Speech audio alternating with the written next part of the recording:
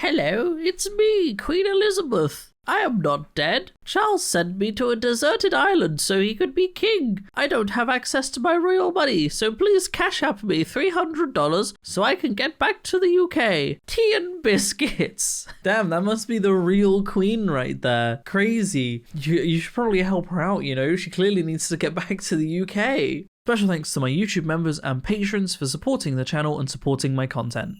How's it going, everybody, and welcome back to another subreddit video. Today we are once again returning to r/facepalm, posts that just make you want to facepalm. And it's funny that, isn't it? Who would have thought? Before we begin, I just wanted to mention that it is a Thursday, therefore I will be streaming 2 hours after this video coming out. So go check out my stream. That's all I have to say. Let's get into the subreddit, shall we? Millennials want jobs and education, not marriage and kids. Alternate headline: y'all f***ed up the economy so badly that we can't focus on marriage and kids because we're struggling to afford to live. Honestly, yeah, for a huge amount of people, having kids isn't viable anymore. 60, 70 years ago, it was the norm for people to have kids and have one person working. Nowadays, you can have 2 people working in a household and they'll still be able to get by without having kids. The economy just doesn't support it anymore. Unless you are middle to upper class, it just doesn't support having children anymore. But no, just paint it as, oh, those millennials not wanting kids. Sure, as usual, millennials are here taking the blame for things that aren't their fault. When a child first sets foot in school, he is presented with a globe,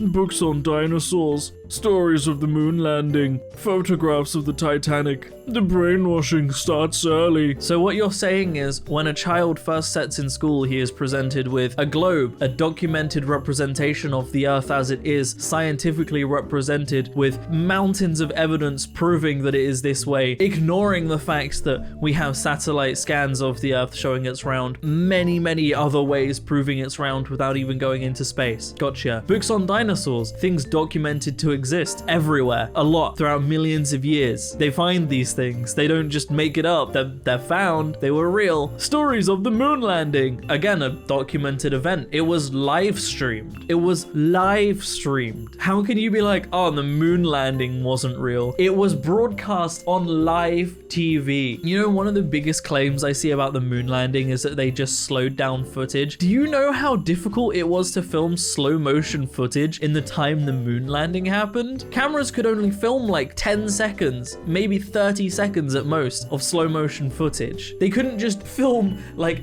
3 consecutive hours of dudes bumbling about on the moon in slow motion. It was live. It was real footage. Photographs of the Titanic. Again, another thing that happened. There were survivors, real people that were on it. There were plenty of people that died on it. There were real people that saw it leave. I don't know how anyone can pretend that the Titanic didn't exist. Like, really? It wasn't even that long ago. Ultimate facepalm. Absolute ultimate facepalm. I find it so offensive that you are literally appropriating Chinese culture in your goddess outfit. It's so insulting to all the Chinese people and their culture. I advise you to make a new design before you get cancelled. I am literally Chinese. The thing I noted in this message wasn't that they were a Chinese person upset at their culture being appropriated, because people don't get upset about this when people are respectfully using things from their culture. This person said it's insulting to Chinese people and their culture, meaning the person sending that message not a part of Chinese culture, complaining about someone who it turns out is Chinese taking something from Chinese culture. It's just someone being angry for other people. But not only that, if you see someone wearing traditional clothing because they think it looks good and they find these things attractive and beautiful, how is that an insult? If a person wears a traditional Chinese dress, for example, Chinese people usually not offended by that. They're happy that people find something about their culture beautiful and want to respect that. Meanwhile, people who aren't a part of that culture get angry about it for them, which is stupid. By all means, get angry at actual cultural appropriation, okay? People dressing up in traditional, like ritual headdresses for Halloween or for like events and stuff. Get annoyed at that because that's disrespecting a culture for a costume, you know? People that dress up as something to mock it in a non-respectful manner, that is appropriation. But taking something respectfully and using it because they like how it looks in a respectful manner, that's not appropriation. And I would like you to point out to me a single culture that exists anywhere in the world that doesn't have aspects of other cultures amongst it. So what we have here is a video of Ryan Coogler in the bank, the director of Black Panther, for anyone that doesn't know who Ryan Coogler is, withdrawing money from his own bank account and getting arrested for drawing money from his own bank account because he's black. And they were like, oh, a black man can't have that much money. Nah, he must have stolen the bank card.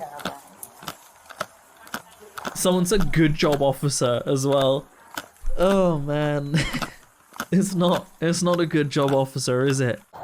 He could have had so many forms of ID. So many.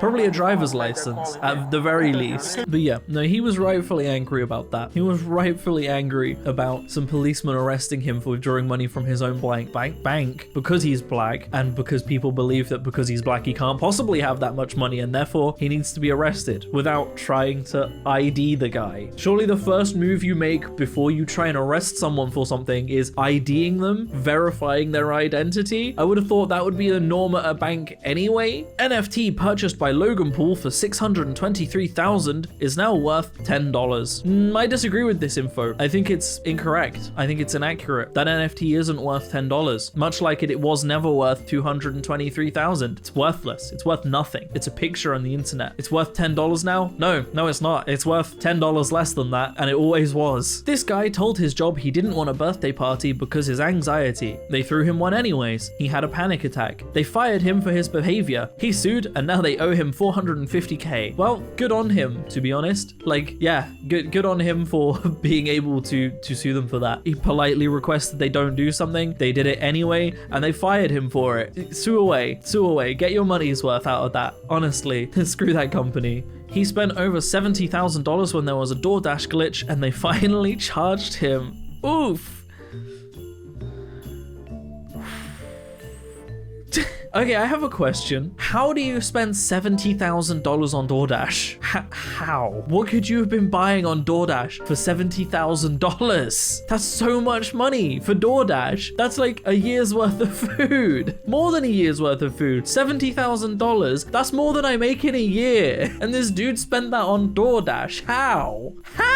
What was he buying? All of that food is going to be wasted. There's no way he could store that much food. What? That's obscene. Scientists hope to use 10 eggs harvested from the last 2 northern white rhinos to create viable embryos that will be transferred into surrogates. Rhinos don't even lay eggs. These same scientists tell us 5G is safe, whatever. Because there's only 2 types of scientists, or perhaps they're even the same scientist. We have the rhino scientists and the 5G scientists. That's it. There's no other type of science. It's just the 5G rhino scientists.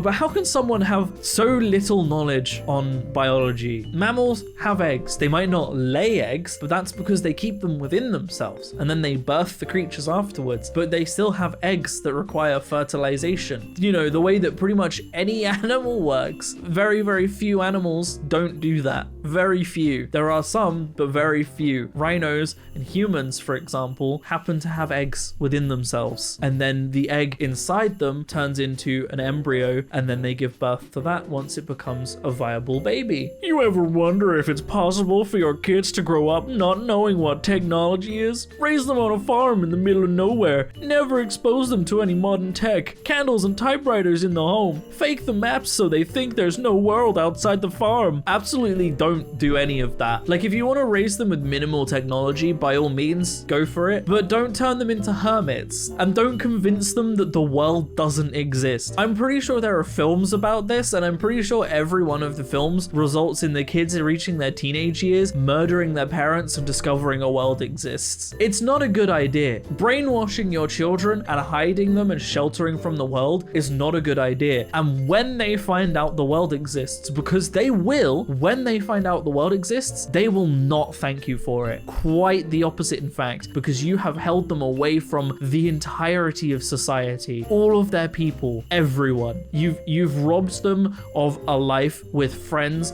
with people that will love them, with people they will grow up with all of the things they could have been doing. You've robbed them of all of that because you just wanted to do an experiment where you raise some kids without internet. Don't do that. So the context of this next video is this is the governor of Utah, and I believe there's a drought on at the moment. I'll just let you see what he has to say about it. I've already asked all Utahns to conserve water by avoiding long showers, fixing leaky faucets, and planting water-wise landscapes. Makes sense. But I fear those efforts alone won't be enough to protect us. We need more rain, and we need it now. We need some divine intervention.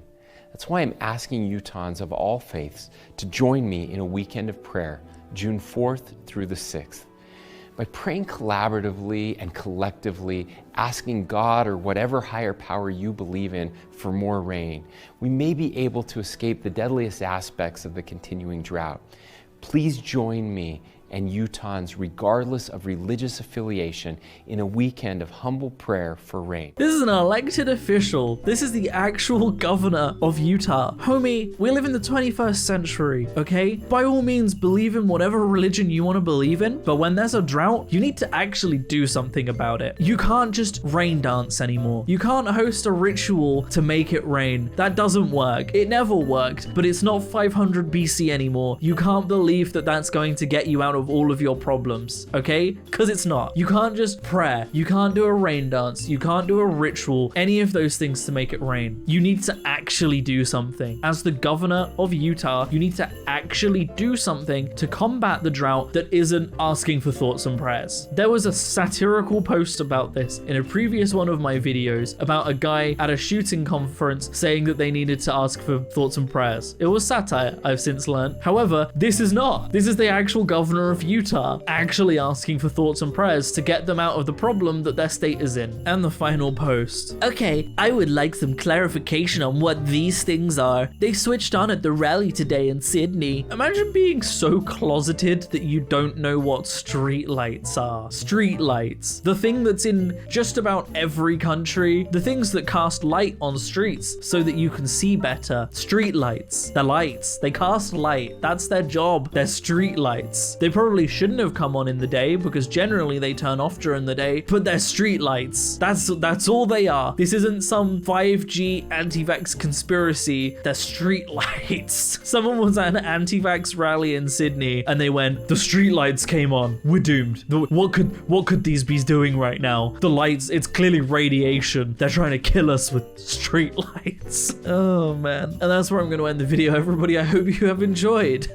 If you want to support me in making more content like this, then I have a Patreon in the description down below, or equally you can click on the join button to support me. It helps a lot more than you might realize, but by no means should you feel like you have to. I'm going to keep making content regardless. Special thank you to all of my YouTube members and patrons that support the channel. Honestly, you guys mean so much to me, and to all of the Twitch subs now. I don't know if there's a way of me getting a list of Twitch subs, but if there is, then I'll have them on the screen as well. All of the names of supporters on screen right now. Thank you, honestly, it means so much. YouTube members, patrons, Twitch subs. If you want to support me on any of those platforms, please feel free, but don't feel like you have to because I'm going to keep making content regardless. But honestly, thank you to all the people that do. Other than that, thank you so much for watching, everybody, and I will see you in the next video. Peace out.